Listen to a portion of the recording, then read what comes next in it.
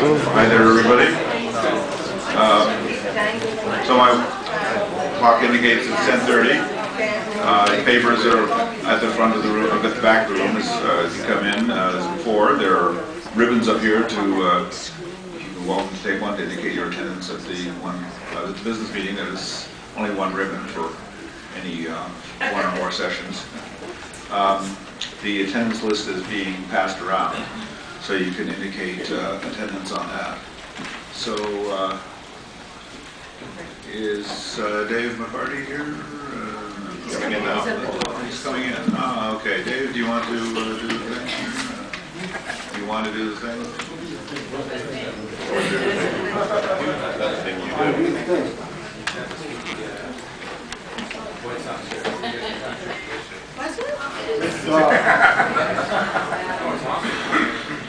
By the power and holy trust invested in me by the World Science Fiction Society, I do by here crown and decree Don Eastlake as king of the business meeting.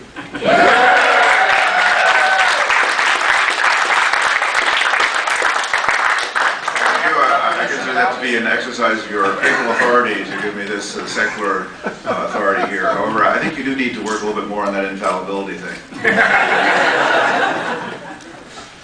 So, by the power invested in me, I call this site selection session of the Chicon 7 World Science Fiction Society business meeting to order. Just real quick, to my left is Linda Deneroff, the secretary, who really does all the work. I'm Don Eastlake, and to my right is Tim Miller, the timekeeper. There are actually some things that are time-bound at today's meeting. He's the prince of time. What? He's the prince of time.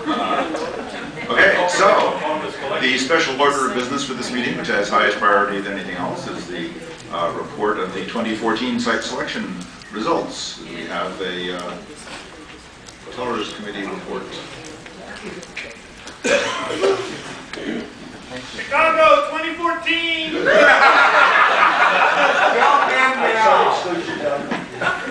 Testing. Good morning, all. I'm Ruth Lichtort. I was site selection administrator this year. Before I start, I'd like to thank such people as Mark Linneman, Cheryl Harper, Tina Black, who were faithful staff, Joyce Hooper and her crew, who were very helpful in the treasury, and Steve Cooper and the London crew, who were a real pleasure to work with. The final totals, as counted last night, none of the above, 2. No preference, 29. Copper Harbor, Michigan, 1. Dave's House, 1. Denton, Texas, the happiest place on earth, 1. Finland, 1. That's Finland with 2 N's. Gale Crater, Mars, 1. Gallifrey, 1. London in 2015, 1.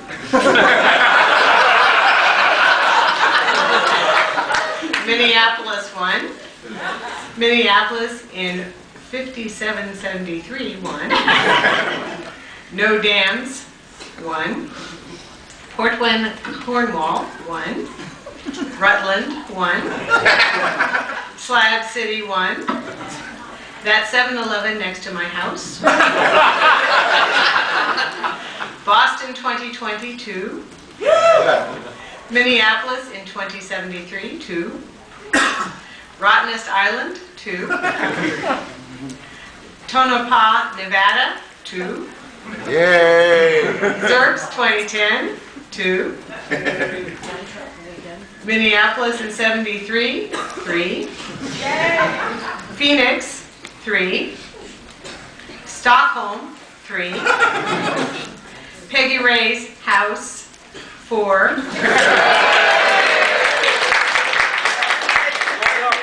In London in 2014, 864. For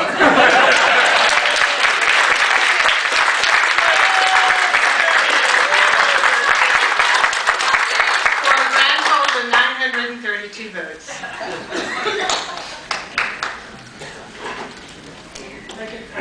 Yes.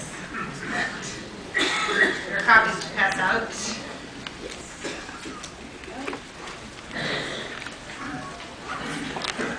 maybe somebody could assist them if you want to hand them out to the center so that people can pass them down the rows.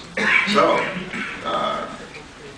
based on that, it would appear that 2014 has been selected London has been selected as the site for the 2014 World Science Fiction Society.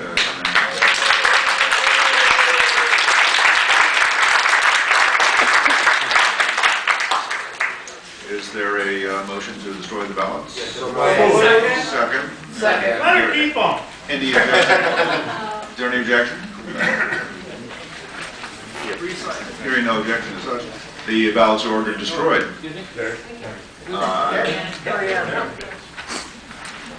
Does London in 2014 wish to make a presentation?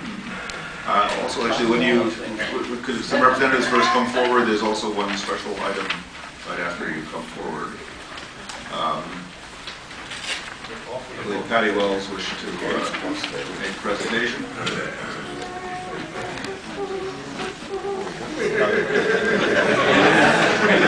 Just to get you started, Just to get you started, Reno is very happy to give you a pass-along check in the amount of $27,000.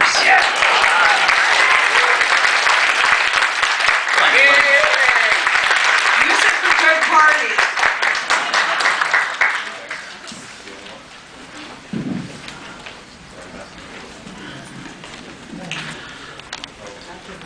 Hi, we're Alice Lawson and Steve Cooper, but I'm sure you can tell which is wishing if we can't. We will be the joint chairs of the 72nd World Science Fiction Convention, and we'd like to thank everyone who voted for us and the site selection staff from Chicon 7. We'd hope to show you a short film introducing the convention, the site, and our guests of honour, but that didn't prove possible. You will be able to watch it, however, at the future Worldcon's presentation at 3 o'clock this afternoon, and we're hoping to have it shown during the Hugo pre-show as well. So, we brought along some props to help us in some video.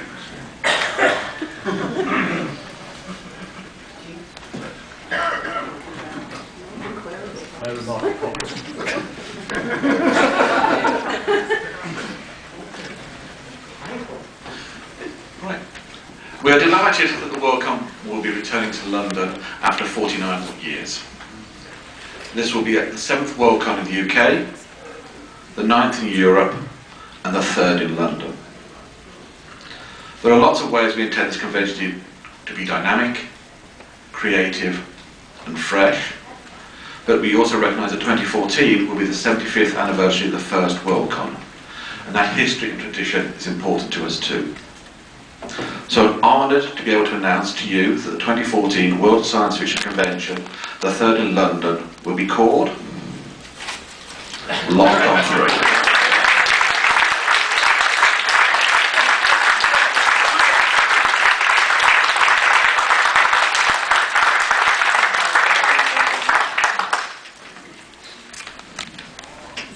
Right then, as you can tell, like Vince Doherty, I'm not from London. So, if you need subtitles, Steve will translate through the medium of dance.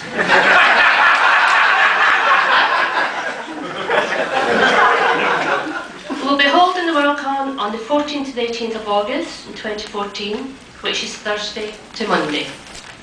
That falls within the school holidays in all parts of the UK, and should also work for summer vacation in the rest of the Northern Hemisphere. Sorry, Australia. Loncon 3 will take place in XL London, which is a purpose-built exhibition centre in the east of the city. XL opened in 2001 and was extended in 2010, including the creation of the International Convention Centre, which will host most of our programme and events. And I've got to say, it is a beautiful centre. And I would still be saying that even if James Reese from the XL wasn't sitting there looking at me.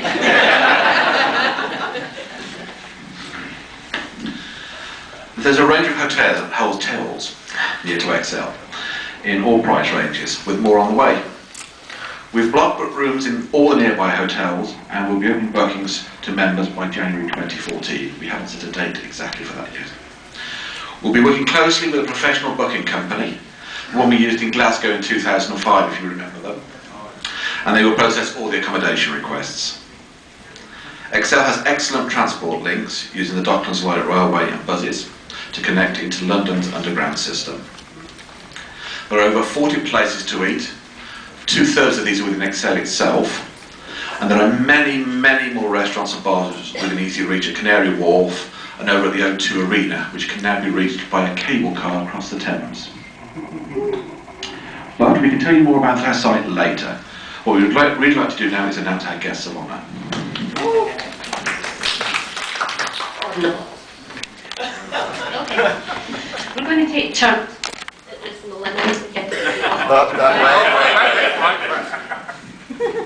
You just can't get the help. Okay, we're going to take it in turns and we'll be announcing them in alphabetical order.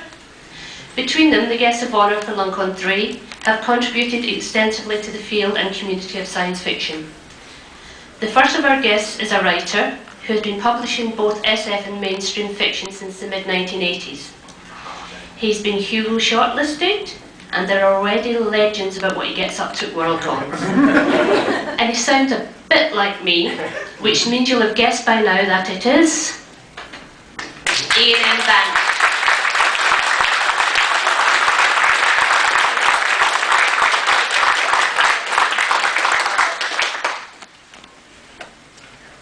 Done it?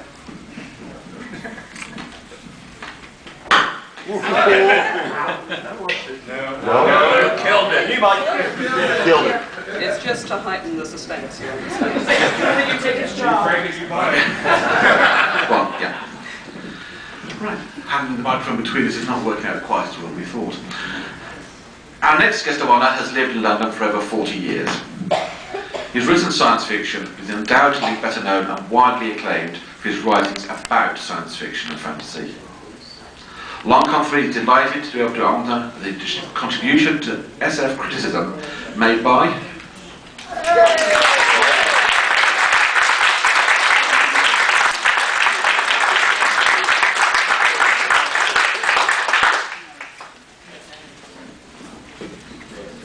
Okay. I hope none of you have been distracted. Have I read that one yet? No. Nope, sorry. I get too excited. Some Worldcons categorise their guests of honour, but we've decided not to do that. And that's partly because several of our guests fall into too many categories. For example, our next guest could also be described as an SF critic and as an editor. Some people will think of him as a fanzine fan, a con runner, or a writer. And you may know his work best now as a publisher. The man behind SF Masterworks and the SF Gateway, Malcolm Edwards.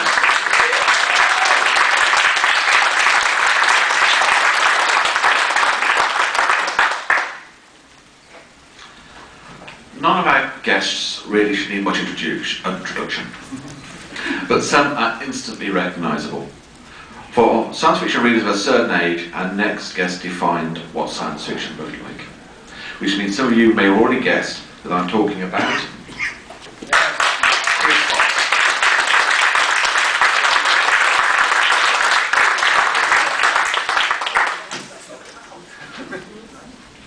Okay, I hope none of you have been distracted by the excitement of the guest list so far. Sorry. Well, the people so far have all got one thing in common. They're all men. But blame the alphabet for that, okay? But our next guest of honour also influenced a generation because she's one of the people who made a real difference to the gender awareness of the SF community. She's run conventions, been Hugo nominated as a fan editor and fan artist, and she continues to work for the Tiptree Award. She won the Transatlantic Fan Fund to attend a Worldcon in Brighton 25 years ago, and Loncon 3 will be honoured to welcome back as our guest, Jean Gaumont.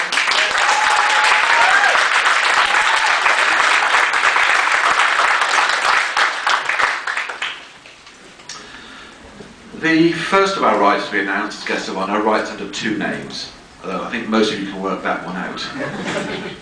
Our next guest also writes under two names, and we're looking forward to honouring her in all of her work. She's been shortlisted for both Hugos and Nebulas under both names, but for the purposes of Loncon 3, I'm pleased to be able to announce our guest of honour, Robin Hall.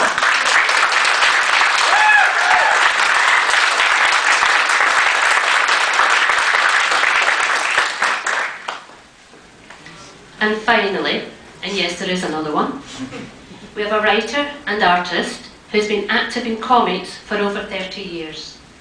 His bibliography includes science fiction and superhero comics, steampunk detective fiction, and underground and alternative comics. He's not from London either, but he doesn't sound like me. But Loncon 3 is very happy to have as a guest of honour the creator of the first British graphic novel, Brian Talbot.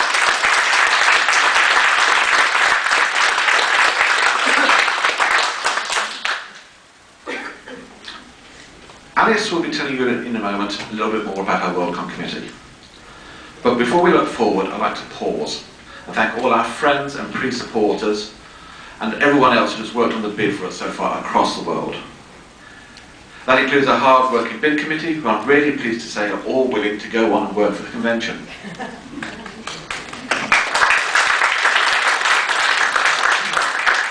In particular, I'd like to thank my co-chair, Mike Scott, who brought good sense and practical solutions across the bid, including on IT, publications and many site issues.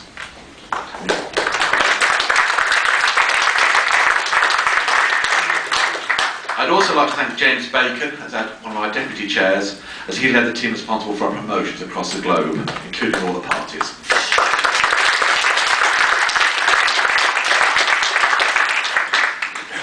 Some of our committee and staff are here now, and some of them are supporting our guests of honour even as we speak, but some of them are setting up our membership and information desks, at least they should be. I'll ask those who are here to wave as I introduce them so that they can then go and sell memberships. As Steve said, he and I will jointly chair the con, following in the footsteps of our predecessors from 2005, Vincent Doherty and Colin Harris, both of whom are acting as our advisors. So, heading up our divisions, we have the energy, enthusiasm and experience of Farah Mendelsohn for exhibits, supported by Stu Segal and Shana Worthing, Mike Scott for facilities with TR as deputy, Emily Arrow for hospitality with Alison Scott and Patty Wells, Nigel Furlan for logistics with Mark Meanin as deputy, James Bacon for programme with Liz Batty and Ian Stockdale, Nicholas White for promotions with Paul Taylor as deputy, Case Van Torn for publication with John Coxon as deputy, Rita Medani for services with Carolina Gomez-Lagerlof as deputy. We still haven't announced the events division head. Hopefully we might be able to do it here or shortly after Chicon, just because some people are so busy. We also have within the Chairs Division the key areas of the Internet led by John Harvey, Memberships led by Steve Lawson, Treasury led by John Dowd and the Whisters led by Ben Yellow. And as Chair staff we have Deb Geisler, Claire Riley and Mark Plummer, and Claire and Mark are also acting as our guest liaisons. So I think it's going to be in good hands.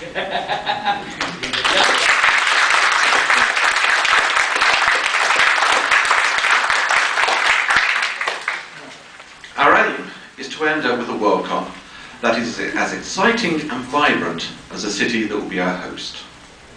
One that will be long remembered for the best of reasons, a Worldcon that will live up to your expectations of London.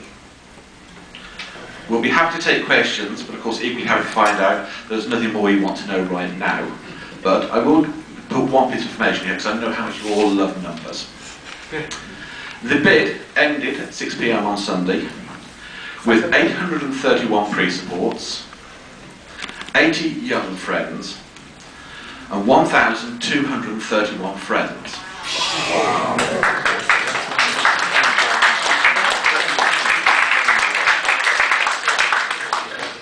Combining this with the 932 voters, before our desks even open, we have 1,132 supporting members and 587 attending members, making a total of 1,719 members at this moment. We've got a progress report 0 being distributed here, I hope, at some point shortly. And it will be also available at our desk. This expands a bit more on the information we've summarised here so far. We also hope to see as many of you as possible at the Loncon 3 party tonight in our Monarch Suite. This will start at 9 PM and will continue as long as possible. 34th floor, East Tower, 3475. Yeah, 34th floor on the East Tower, 3475. You'll find us easy enough.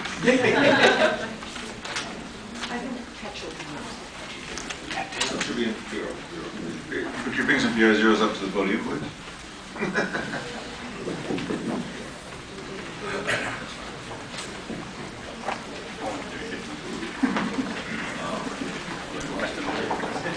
So when we pass those out, the agenda that was made up, this is sort of section 5 on site selection, showed question time for 2014 is occurring later. So it seems to me it might be better to go ahead and just allocate up to 10 minutes for questions right now. Unless there's some objection to that change to the printed agenda. So I'm seeing none. Will the programming be in English? Will the programming be in American? Well, I've got to study, you see. The United Kingdom is a land of regional accents. There are many accents. They are all English, though. Whether you will understand them or not, though, is your problem. Does London in 2014 intend to award retro Hugos for 1939? Yes, I can confirm we will be doing the 1939 retro Hugos. Would you repeat the question? We were asked, are we going to be doing the retro Hugos for 1939? And I can confirm at this point, yes, we will be doing the retro Hugos. It's one thing we thought of very early and very quickly decided we had to do. In that this is an important anniversary and no yet been able to do this.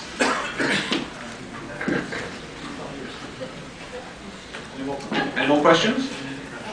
Disability services, who's handling that? Yeah. We've been asked who's handling disability services. We actually haven't got anybody in that post yet, but I should say our services head, Rita Medney, is actually disabled herself. So she's very keen to make sure that that service will be handled properly, and I can confirm that the site itself is extremely well suited for the disabled.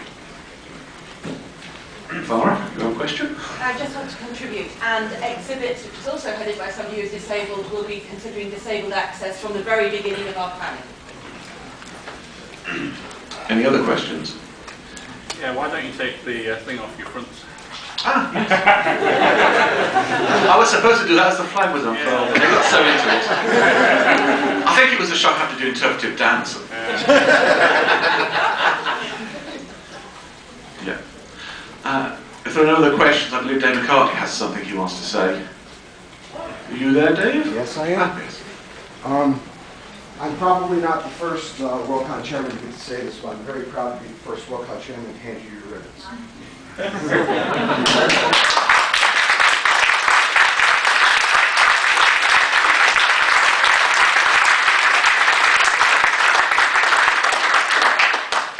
Okay, we'll stand down and let you inquire about Texas. Thank you very much.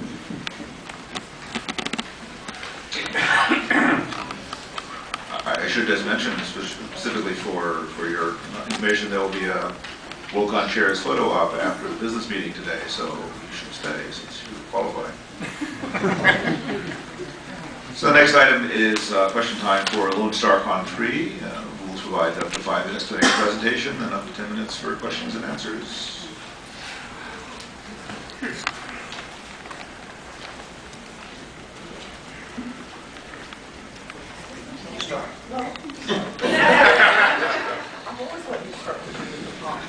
Surprise there.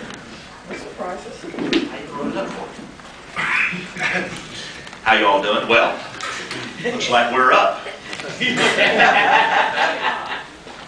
Lone Star Con 3, next year, Labor Day weekend. The dates are the 29th of August through September the 2nd. We're going to be in the same facilities we were in 1997. It's the two Marriott hotels on the Riverwalk, the Marriott River Center and the Marriott Riverwalk, and the Henry B. Gonzalez Convention Center. They're all pretty much side by side, all accessible on the Riverwalk. Handicapped access I'm going to address right up front. Everything is handicapped accessible. I don't think there's any rooms you cannot get into. You don't have to cross any streets to get to the other hotels. You can go along the Riverwalk. I've done it myself in a Moby and on a wheelchair many years ago. So it's we're very handicapped accessible.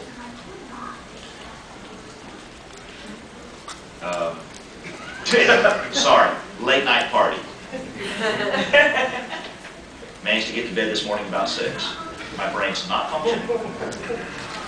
Our guest of honors, we've announced, they're on all of our flyers on our website, but the short list is James Gunn, Norman Spinrad, Ellen Datlow, Willie Cyrus is our fan guest of honor, Paul Cornell is our Toastmaster, and Daryl K. Sweet is our artist guest of honor. What am I leaving out? Several things. First off, we also have 2 special guests, which are Joe Lansdale and Leslie Fish. You all know our costs for membership. They haven't changed since the end of June. They're $180 for adult. And we have young adult and military are $110. Children are $75. And a family membership currently is $480 if there isn't any prepayments that count, like you support people who already have a supporting membership. Room costs are currently $154 for a single or a double, $175 for a triple or quad, and $35 for extra people after that. The Marriott River Center is the vast amount of 2 short blocks from the river along to the convention center, and the Marriott River Walk is 1 block. The airport is 9.2 miles away. Turn the page over. You want to take back over? Sure. Well, I wasn't going to go through the whole list. I just didn't want to get caught off guard. That's all we have as far as the presentation is concerned. Does anybody have any questions? Which hotel is going to be the party hotel? The party hotel will be the Marriott River Center. Yes. You made a presentation in the Friday business meeting of the current finances where you talked about trimming the budget. What are you doing to increase the promotion to encourage more members rather than trying to trim the budget? Very good question.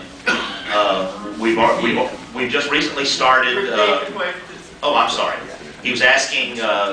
He said in the business meeting we reported the fact that we're looking at trimming our budget a little bit based on the fact that our membership at this point isn't up to where we hoped it would be. And he was then asking, what are we going to do to increase our promotions between now and then? We've just started putting out press releases, which is something that we had actually planned to start a little earlier than we have.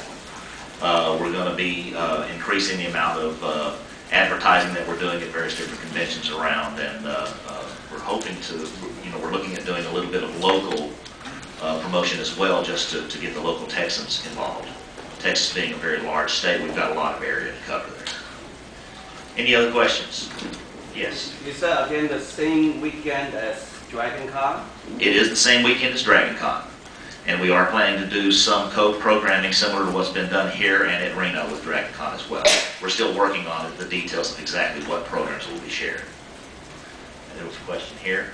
Yeah, I'm concerned about the temperature, the heat. Always a good question. I'm from Canada, so it's sensitive to heat. The average temperature at the end of August in Texas can range anywhere from the upper 80s to the 100s. That's the range. For example, this year, the average temperature this weekend is in the upper 80s, lower 90s. It's not too bad. We're having a great year. We've got our fingers crossed that we have one next year. Last year was a little bit warmer. Humidity is very high in this part of Texas. It's in the 90s usually. So it's very humid. Now, all of our facilities are very well air conditioned. In Texas you can't get away with it, so you won't have a huge humidity problem in the buildings, but of course you've got a cross between them. I saw several hands up before. Yes. Do you plan to have anything along the lines of our first night ceremony that they had here with the Untitled Chapter, something outside the convention center for the first night? We're working on some concepts there. Right now, we don't have anything planned. Oh, I'm sorry. Thank you. He was asking if we're planning on doing anything special for first night like they did here at the planetarium. We don't have a good planetarium in San Antonio, so that will not be it. But we are working. What's that? Teleport all the way. That'll work. That'll work. We'll look into that. Yes. Will the programming be in English? Programming will be in American. All right. Be in Texan. Yeah, be in Texan. Yes, that's what I was going to say. However, there will be some programming in Spanish. Yes, we do have a full Spanish programming track that we're working on. It's coming along very well, so there will be a Spanish track as well for those Spanish speakers in the room. Any other questions? Yes. I have two. First, when do you expect to be presenting hotel rooms? Hotel rooms will open up just after the first of the year, January. Okay, and my second question, in 1997, the Riverwalk is very nice. Then we had to go up the street level to get to the convention center, is what I remember.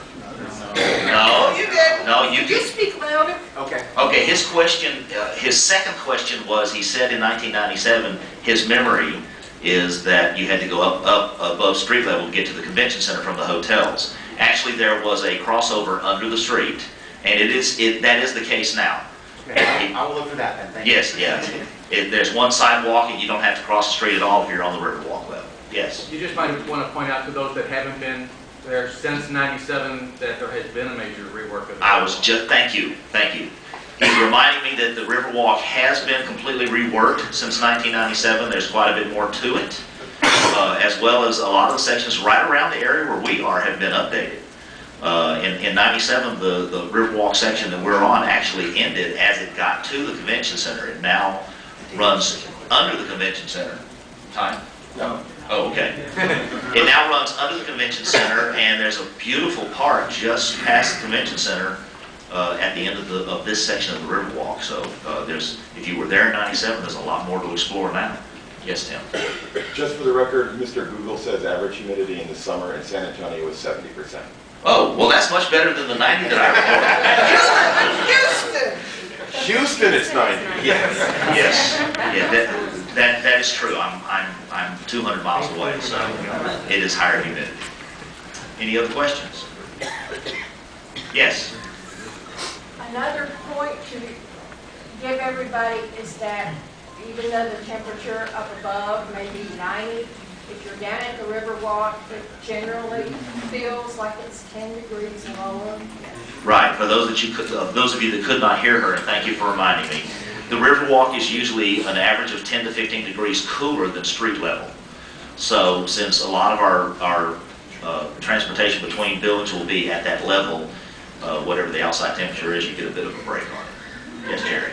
I was not in San Antonio before, but I remember all too well my shock in Orlando that it did not cool down at night in Orlando. What happens to the temperature at night in San Antonio? It does cool down a bit. It still stays. One of the problems that you're going to deal with, especially for those of you that aren't used to high humidity levels, is it does cool down, sometimes as much as 20 degrees. But the humidity does not really stay. So if it's 70% when we get there, it'll be 70% at night when it cools off. Okay, thank you. But if the weather's good, it's actually nice enough that you can sit at some of the outside restaurants on the Riverwalk and enjoy yourself. It won't be uncomfortable. And the lower humidity does come into play at that point. It does cool off more in San Antonio than it does in his home city of Houston. Anyone else? All right, looks like that's it. Okay, thank you very much. Thank you. One final question, I'll address this. Somebody asked, when is PR2 coming out? Was that the question? Yes. It is out. It is already in the mail. Looks like Fred's waving a copy of it there. It is also available on the website for those of you that have your memberships and signed up for electronic. You should have already received your notices that you can download a copy of PR2. This will be at the table. And we'll have copies at the table, I'm being told. One additional question, I'm sorry, how are hotels going to be handled? Do we do it direct, or do we go through a convention bureau? You do it direct. The Marriott has a very good registration system, which we're working on setting up now. It'll be up when we announce in January. Fred? People are asking about disabled rooms. Yes. There's about 40 between the two Marriotts. Okay. So book early if you need a... I'm being told that as far as disabled rooms are concerned, there are about 40 disabled rooms between the two Marriott hotels. So when registration opens, if you want one of those disabled rooms, book as early as you can. Okay, that's it. That's the little time limit. So. Yep, we're out of time. Thank you.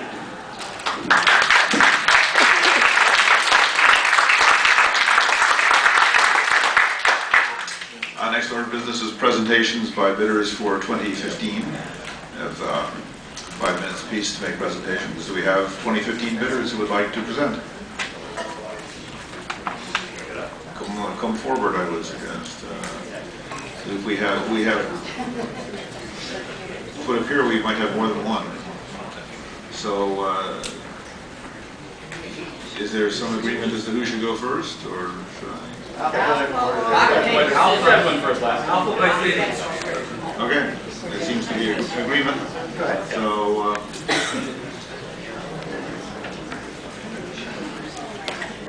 hi everybody. Before I get into my presentation, there's one thing that I unfortunately, pardon? I'm from Orlando. I'm sorry. This is the Orlando 2015 presentation. Who are you? My name's Adam Beaton. I'm head of the bid. Thanks. Before I get into my presentation, there's one thing that I want to bring up, unfortunately. Yesterday, it was brought to my attention by 3 separate dealers that there are certain individuals going out there that are unfortunately slandering the 2015 bid process. There are individuals that are saying that our bid in particular is interested only in somehow winning the bid and then getting all the money and then not putting on Worldcon, sort of running away with the money. I know, it's unfortunate. And I don't even want to know if what's been said about Spokane or the other gentleman from Helsinki. So I just want to say this once for the benefit of everyone here and for the benefit of the camera. Saying things like that hurts the bidding process, it hurts fandom in general, and it's no good for anyone. So any kind of silliness, let's just stop that right now. And now we can get on with the show. When we brought our bid committee together, we agreed on 4 things that we wanted to accomplish for your Worldcon. The first thing we want to do is reduce the cost of Worldcon. We think that Worldcon prices are starting to creep up, and membership prices are getting to the point where there are a lot of fans that might be interested in coming, but they see the price point and they get sticker shock. And they say, oh my gosh, it's so expensive. So what we want to do is we want to lower membership prices across the board for everyone.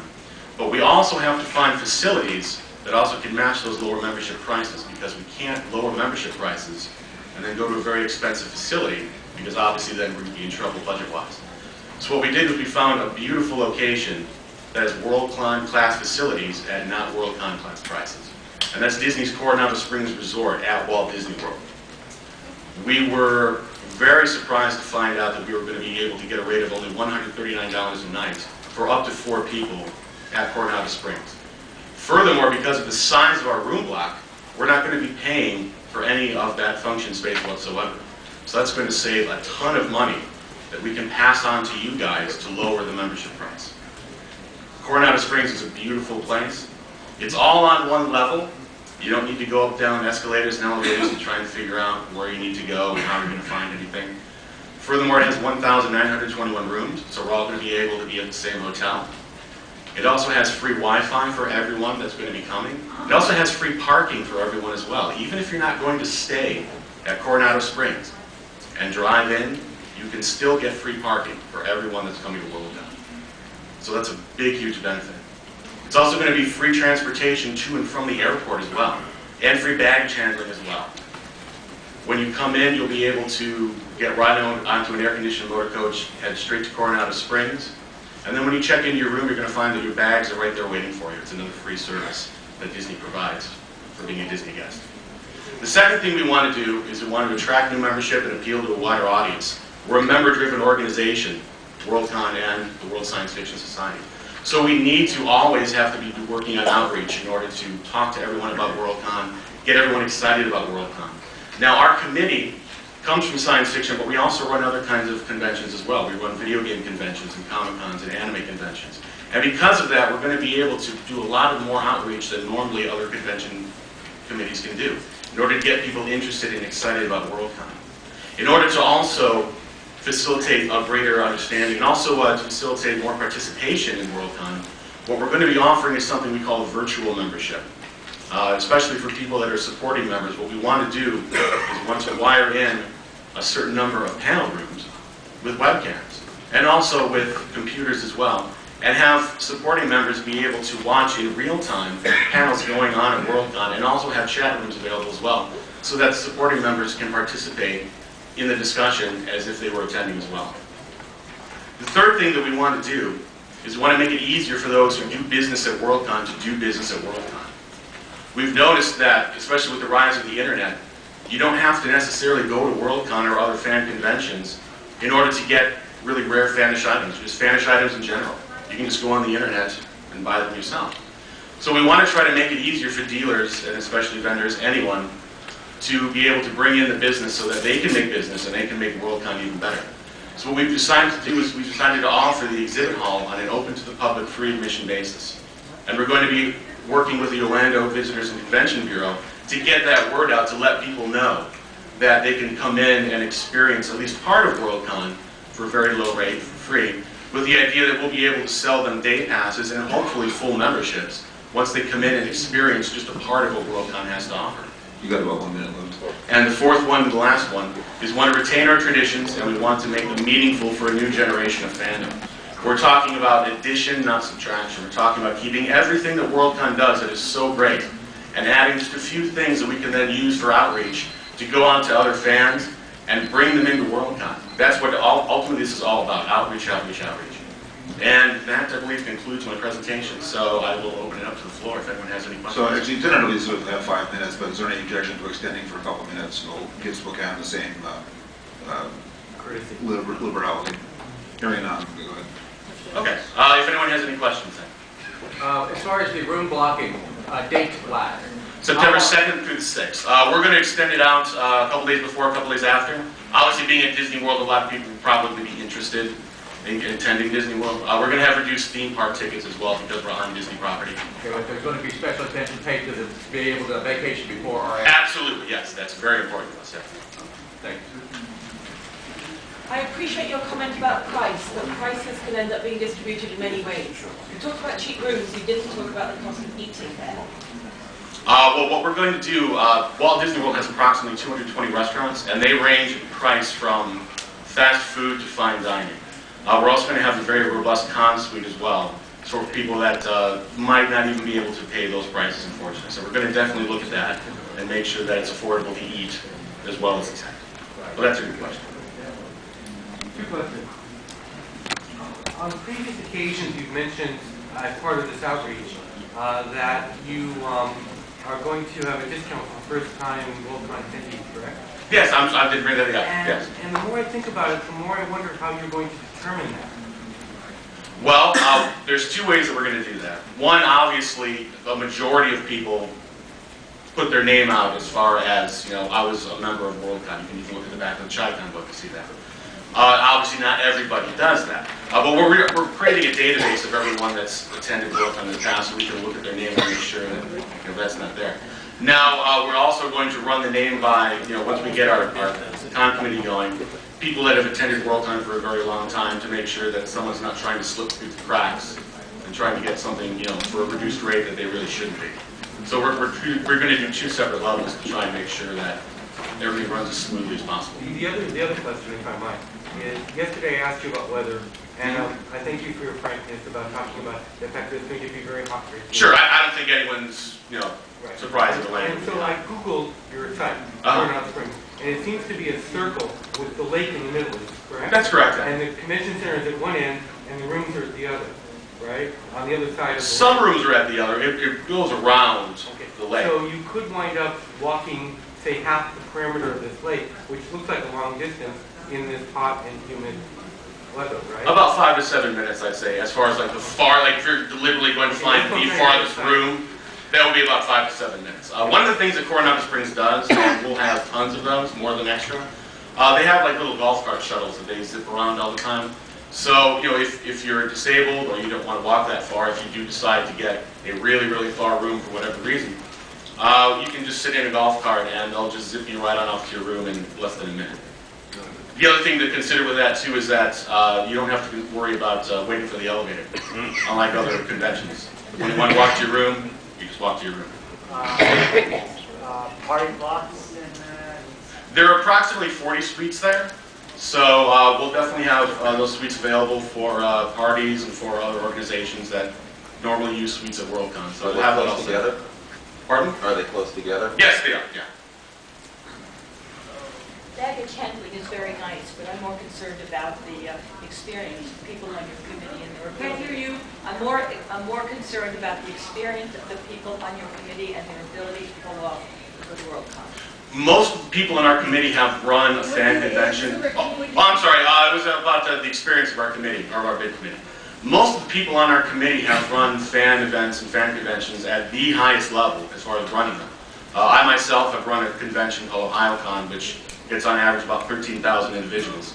As far as Worldcon, Robbie Bourget, who's on our committee, co-ran Anticipation back in 2009. We have individuals who have run events of up to 7,000, up to 5,000, and 3,000. So we all have very high level experience as far as running events of Worldcon size or another. I hope that answers your question. You have contingency plans in case of hurricane. You know, Orlando doesn't get hit with hurricanes as much as you would think. But having said that, not as much as you would think. But having said that, Walt Disney World builds their facilities to more than twice what the state of Florida demands them to be built. For an example, I gave the example at the Fantasy Position. Cinderella Castle, the castle, that can withstand winds of up to 220 miles an hour before sustaining any kind of damage at all. Now, I don't think 220 has ever happened in the history of Orlando. But, you know, should something like a hurricane happen, rest assured, Walt Disney World will not blow away anytime soon. We'll all run to the castle. Yeah. Exactly. So, let's take maybe one more question, and we do have some other presentative things. I'd like to follow up a little bit on that experience and appreciate the experience that those people have running other large events. How many of those people that have had that experience are at this Worldcon, have been to Worldcons, have volunteered or worked on Worldcon? Oh, one of them's right behind you right there. Right. She's in the treasury. Great. Robbie Vergés, John Harold's here. Right. Ava was going to be here, but unfortunately she had to Right. place. I'm talking about the names we don't know, but hi, Mr. That's cool. Mary Dumas has run events up in New England. Pam Larson just this year started a new convention called Loncon, which is a fantastic event. Yeah, Mary staffed was And she staffed this year Worldcon and last year. Most everyone I run our committee has staffed Worldcon at some point or another, so it's not as if no one has ever been to Worldcon or worked Worldcon before. So I hope that answers your question. Okay, so I think we listened. Here's the time. I assume people will be available at your table. Absolutely, yeah. We had our parties Friday night and last night, but we'll be at our table all the time. And thank you so much for your support. We've had a lot of people come to our table and appreciate support for us. Thank you.